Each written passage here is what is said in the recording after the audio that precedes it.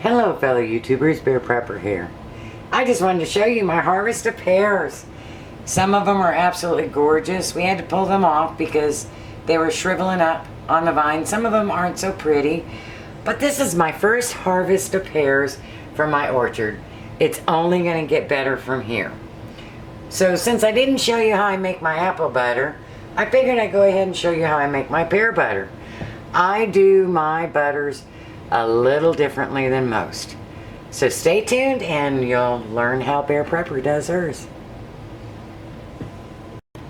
Now my little lonely few pears is of course not the energy I want to waste to do apple butter or pear butter. So I went ahead and purchased a variety of other pears. You can choose whichever kind you like. Try to get a variety of sweet and sour ones. I've got 4 lemons, an orange, and a bunch of pears. So the first thing I'm going to do is I'm going to peel the pears and then core them. Save your peelings and your core, and we'll use those for the pectin. Let me get peeling on them. Oh, and I'm going to simply use my apple peeler. Now, this accidentally got bent when it was in storage. And one thing you need to know is when it gets bent, where it's screwed in, it will not hold it anymore. So I have to replace this piece. And so I can't core and slice with this thing. I can only peel. But if you can core and slice, go ahead and use this for it. And I'm sure all of you know how to use this. You just take your fruit, whatever it happens to be, and shove it on. Pears are a little harder because they're a little bigger. And you're not going to worry about any spots at this point. You're going to cut those out later. And you're just going to peel it. And I'll get back to you when it's done. So when you use that little peeler, you will find that pears, especially the soft ones, will leave a little strips here and there. You can just gently take them off. I did save one pear out for my son because he loves pears, and of course we'll all share that one. We've already had one, but he hasn't eaten his. You'll also notice that I threw some apples in here. I had a couple apples left from when I went and got my galas, and so I threw them in here since the kids didn't eat them. Now you want to put your pears and apples, especially pears, they brown really quick, into a bowl of water with lemon juice and or fruit fresh or citric acid. So that way you have them not get brown on you while you finish your cutting. So I'm just going to use my little apple slicer here to slice up what I can. You just want to kind of get little chunks so that you can put them in your crock pot. But I wanted to show you, here's all my peels. Don't worry about getting the ones that have the brown spots on them. Just throw them in there. And we're going to make syrup with all these. I am excited. I have them in the freezer so that when I'm ready to do it, I can just pull them out and do it. It takes a little while, so I want to make sure I have time. And I'll put my cores in here too. So let me core these and chop them up, and I will be back with you. So now I need to get the zest from one orange. I cut myself at the last second doing that last darn pear. So we're just going to get the zest off of this. I lost my microplaner. I'm not sure where it is, but this will work fine.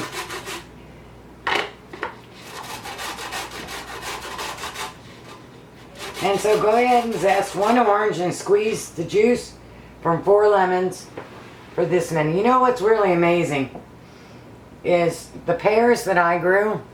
Oops, you can't see them. Whoopsie daisy. Here, let's just do this. Here's the pears, right? This is a pear I grew.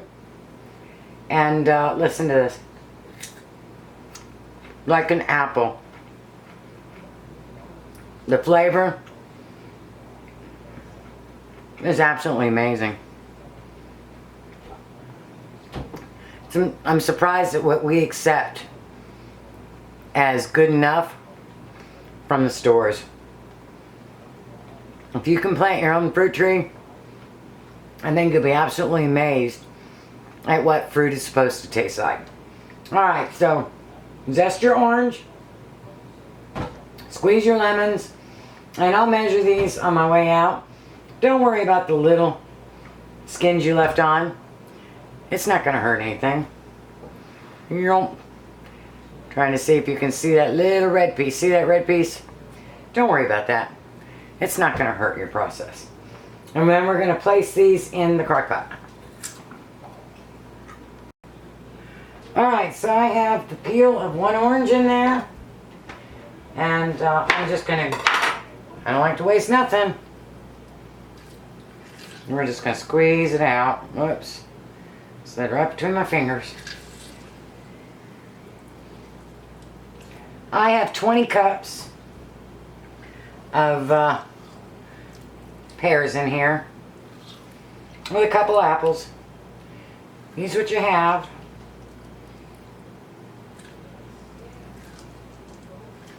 And then we're going to take the juice out of, these are 4 small lemons, so if you're using big ones, just 2. And I'm just using my hand underneath to catch the seeds. You can use a regular juicer if you want, you know, the little citrus thingy that you spin it on. I have one here somewhere, but I don't need to be that precise. So far, no surprises, right? Okay, so this is going to cook down without any sugar, because you don't want to add sugar until you know how sweet the pears are. So it will cook probably the rest of the evening, and I'm not quite sure what time it is now, but probably about 8 hours, 6 to 8 hours. Watch it. I put it on low for the first hour, and then I will slowly increase the temperature until it's boiling good. It will boil over if you have your pot too high. I did my apple butter in this, and I came home from work and there was apple butter juice all over my counter. No big deal. Don't throw away those orange and lemon peels. Take a little pot and a little water and simmer it on your stove, and make your house smell really good. Alright, now Bear's secret.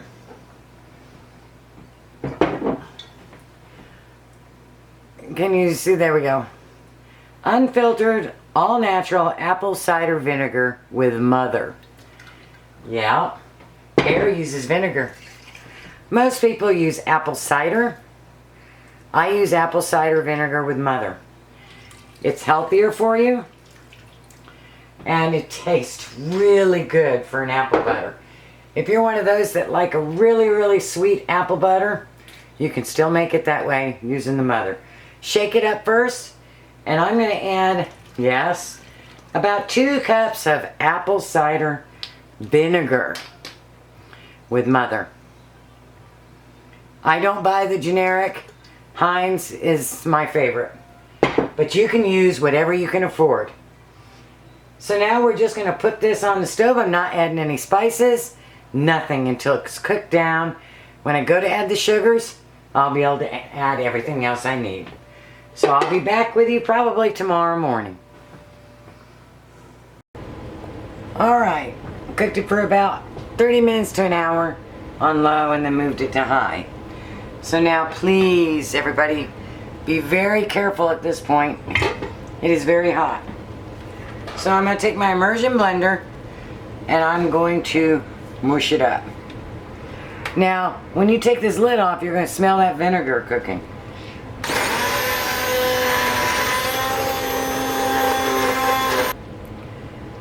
So once you get it all smooth, it's at this point that you taste it. Cool it off really good. Because you need to know how sweet it is before you decide what to do. Now you only want to make it 50% as sweet as you want it. So I'm going to put in, I think, 4 cups of sugar. Got a wonderful flavor. Now a lot of people want to put, you know, you can put your cinnamon and all that good stuff in here. I think I'm simply going to put a little nutmeg in it and see how that goes at this point. Because it really has a good flavor. So I want something to just help pop it out. And of course, whenever you put sugar in something, you want to go ahead and take a pinch of salt and put that in there. For some reason it just really enhances the flavor. Let me grab my nutmeg. So I'm using whole nutmeg.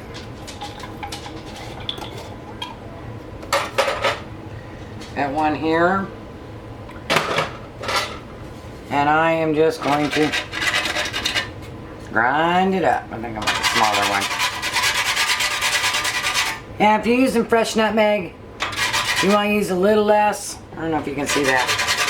Then you would store-bought. Oh, smells heavenly. Alrighty. Probably got about a teaspoon in there. We're going to stir it up. Let the sugar dissolve a little bit. See how thick it's getting? It's probably going to be about 50% this amount when we're done.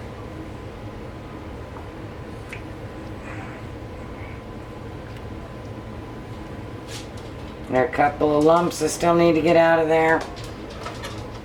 Let me get a fresh spoon.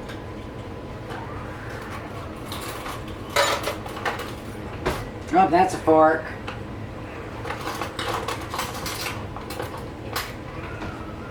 No double dipping, because a lot of times you share your canned goods.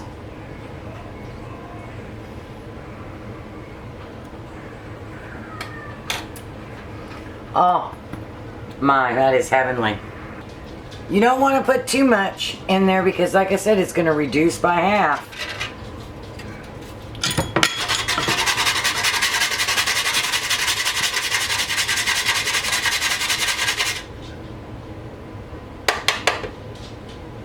Okay, that should be good. Now we're going to let this cook. It's going to get darker and darker. It's going to look something like this. Here's my apple butter. Yeah, we've been eating the heck out of it already. And you see, apple butter's thick. There's no pectin in it, except for the pectin that's in the apples and the lemon juice. But that's what it's going to look like. But it's going to taste totally different than my apple butter. I love apple butter. I'm not sure how to explain the difference between using vinegar, cider vinegar, and just apple cider. It gives it, I don't know, I think it enhances the fruit's flavor. At least to me it does. And yet you don't taste a vinegary taste. We'll give it one more smush.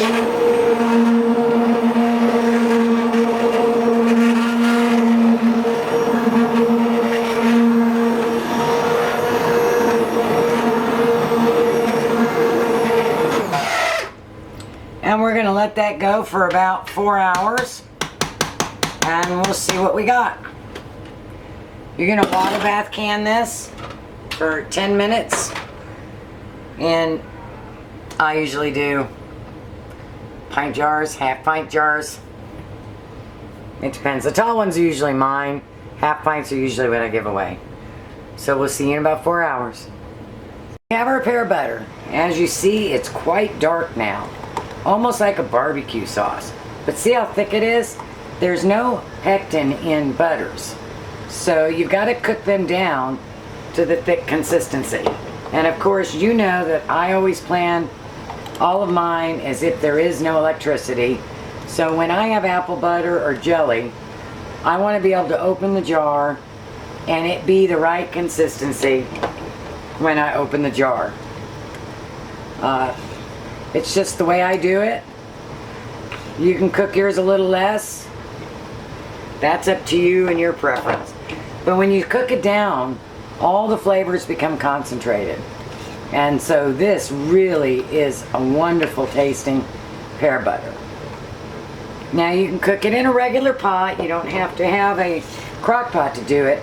But a crock pot is nice because you can leave it unattended.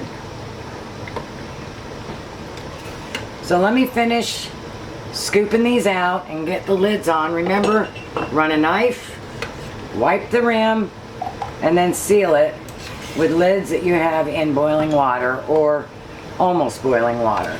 You got to warm those rings. And we're going to process these in a boiling water bath for 10 minutes. Alright, so 10 minutes has passed. Here, slightly tip them and set them on your towel. I really like these mats. They absorb the water really well and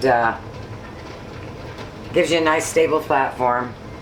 My daughter got me a new one for my drying tray for my dishes, so the old one, oh, and there's the glorious pops, became my canning. Use and reuse. Multiple uses for everything, folks.